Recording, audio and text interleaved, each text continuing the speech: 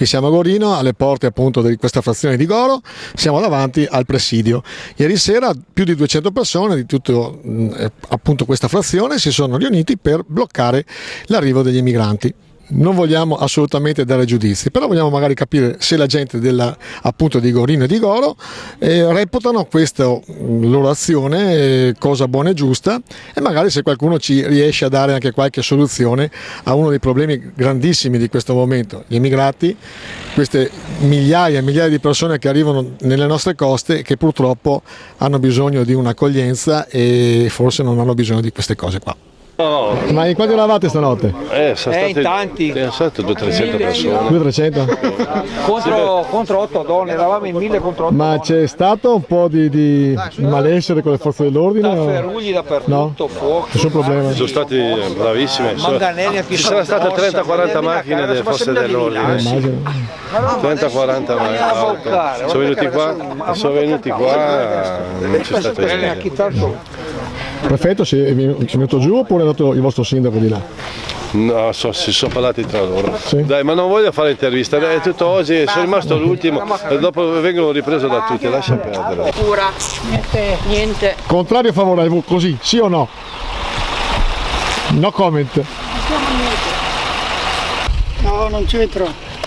Ma secondo te ha fatto bene o no? Non so cosa siano. Né sì né no? Non so niente. Favorevole o contrario? Per cosa? Alle barricate che non vogliono che entrino i negri? È una risposta difficile però, Sì, è vero. È una risposta Già difficile. questa risposta tua ti dà onore. È una risposta molto difficile.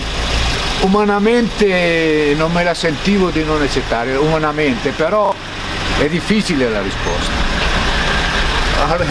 Allora, favorevole o contrario alle barricate? Favorevoli. Perché?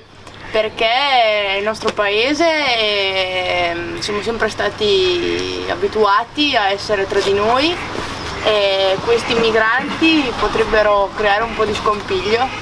Ma secondo te riuscirete a fermarli sempre o sarà solo momentaneo? Fra poco poi... Io spero che sia sempre. È dura, eh? Ci proviamo a farci valere, insomma. Beh, questo è vero, ce l'avete fatta. Proviamo a stare uniti e a farci valere, ma non è il fatto di non volere altre persone al di fuori dei cittadini di Gorino, è il fatto di come si sono appropriati di questa proprietà che gestiscono da anni queste persone, privando anche a loro di abitare lì alla fine, e dopo tolgono le camere per il turismo, quindi la gente che viene qui a visitare il delta non si può più fermare, ci restano solo quelle poche camere dell'albergo di Gorino e basta. Quindi è solo un problema secondo te turistico o anche un problema proprio di difficile integrazione tra loro e voi? Anche un problema Entrambe, perché appunto dicono che sono le donne, va bene, ma non è il problema di donne, perché dopo giustamente avranno anche dei mariti, dei fratelli e tutto quanto. E dopo, Questo non vuol dire che sia razzismo. dopo da 10 diventano 20, poi diventano 30 e dopo possono appunto creare disagi. Non è detto che perché sono stranieri sono cattive persone, perché No, anche gli italiani possono essere cattive persone, non è quello. Però dopo si sa come va adesso in Italia purtroppo con queste persone e quindi potrebbero creare dei disagi in questo piccolo paese. Anche perché non c'è niente qua per loro, non c'è niente per noi, figuriamoci per loro. Ma domanda, se ci fossero dei paletti, nel senso che delle regole che devono rispettare, le rispetterebbero e altro, non sarebbe un valore aggiunto? In che senso un valore? Nel senso che mescolando usi, costumi, io abito anch'io in un paese molto piccolo, quindi abbiamo dei problemi di apertura verso l'esterno. Se viene gente da fuori, forse a parte il primo disagio potrebbe portare anche a un valore aggiunto, appunto di capire un po' gli altri di più. Secondo voi no? Sì, diciamo che sarebbe anche una cosa in più, per carità, però è sempre il discorso che ci sono altre persone che non sono del nostro paese, perché ci sono tante straniere che vengono qui appunto a fare le badanti o altri che vengono da altri paesi e abitano qui e non creano nessun problema, anzi sono integrati benissimo perché lavorano e tutto quanto e si sono ambientati nel nostro paese, però arrivando tutti insieme così c'è tanta gente di Gorino che ad esempio non lavora tra Gorino e Goro e non vengono aiutati e quindi loro cosa cosa vengono qui a vengono fare. aiutati e vengono messi in uno ostello, che alla fine questo ostello... Come li fa ad aiutare questo ostello che non ha neanche una cucina per dargli da mangiare? Se hanno bisogno di andare in qualche parte, dove vanno? Che a Gorino c'è una farmacia e una bottega, basta. Se devono andare in posta, se devono andare all'ospedale a fare una visita, chi è che li porta? Che l'ospedale più vicino è 50 km poi. E quindi tutta una serie di disagi, ecco, perché appunto siamo in un paese piccolo e lontano da un po' di tutto.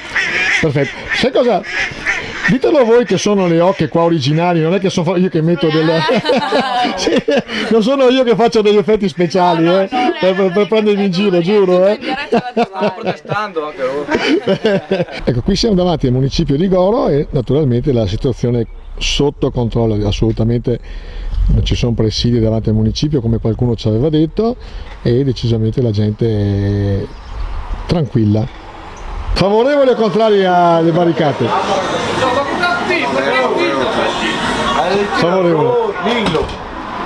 No, ma non è per quello lì, è stato tutto il sistema che è stato sbagliato. Non c'è stato avvertimento, basta. Cioè, a voi ha disturbato il fatto che sono venuti qua senza avvertire la popolazione? Potevano avvertire e dire per tempo le cose, basta, ma non è per le 10 donne o non è per quello, per me. Ma secondo voi, vista la situazione che c'è in generale, riuscirete a rifermarli o... No, penso di no. Anch'io penso di no. È una cosa grande lì dopo. Sì, è vero. La forza pubblica. Serve della forza pubblica, se no vengono. Però per chi dice che Goro e Gorino sono razzisti, no. Io che abito qua vicino non posso confermarlo che non è così. Siamo mai stati razzisti. Sì, Goro e Gorino sono paesi razzisti, sono no? persone normalissime, buonissime, anzi hanno adottato anche dei figli, quindi non è che ci possa essere, è solo che forse bisogna informare le persone prima che succedano i guai, no? Ma se li avessero informati la popolazione avrebbe metabolizzato la notizia? Ma io penso che la maggior parte avrebbe dato un parere, non dico favorevole, perché ho sentito anche il prefetto che ha detto che era una cosa temporanea, non ha detto che fossero... Ma non è che tutto questo fa il paio col discorso che non abbiamo fiducia nelle istituzioni? Nel senso, quando il prefetto dice sarà una cosa temporanea, poi è una cosa che dura da anni. Io non rispondo più, perché io so solo che faccio una fatica anche col catechismo, con quel d'altro mondo. La ringrazio. Comunque non è un paese razzista. No, per carità è gente buona, ma proprio gente buona, cioè accogliente. È gente che sa accogliere proprio anche nella disponibilità delle necessità e richieste, quindi non è che e non guardano in faccia. Ce ne sono qua di persone di colore, e mica poche, che hanno la loro abitazione, che hanno la loro dignità di persone, quindi non è... Dai. Il nostro velocissimo viaggio tra Goro e Gorino è finito. Abbiamo cercato veramente di intervistare tanta gente, ma tanti non vogliono rispondere. Il circo mediatico era proprio al gran completo, TG1, Sky, Canale 5, eccetera. Effettivamente la gente ha un pochino passato paura e non ha parlato. E che dire, dal mio punto di vista, io conosco un sacco di gente di Goro, io abito qua vicino, quindi posso dire tranquillamente che non è un paese razzista, nel senso che moltissimi sono gli stranieri che abitano qua. Abbiamo sentito e non hanno voluto poi apparire in telecamera molte persone che fanno le badanti, quindi vengono dai paesi dell'est. Il parroco stesso ci ha detto che ci sono tantissimi, ma tantissimi abitanti africani che abitano qua, che hanno famiglie, eccetera, quindi è una società tollerante. Che valutazione si può fare di tutto questo episodio? Che probabilmente alla gente ha bruciato molto il fatto che non sia stata avvertita, e questo è un problema che purtroppo stiamo riscontrando, specialmente nel nostro Polesine e nella vicina Emilia, che le nostre istituzioni non è che ci avvertano molto di quello che succede, e poi non sono molto chiare, nel senso che, l'abbiamo detto anche in un'altra occasione, ci dicessero veramente come stanno le cose. Noi capiamo che è una emorragia quella che viene dall'Africa, che è impossibile frenare, ci sono carestie, c'è sicuramente gente che scappa dalla guerra, rifugiati politici eccetera, quindi o ci adeguiamo e troviamo un sistema e dei protocolli, dei paletti affinché questi possano convivere con noi, altrimenti questo qua è uno dei primi episodi di barricate, ma probabilmente ci saranno barricate anche nei prossimi mesi, nei prossimi anni.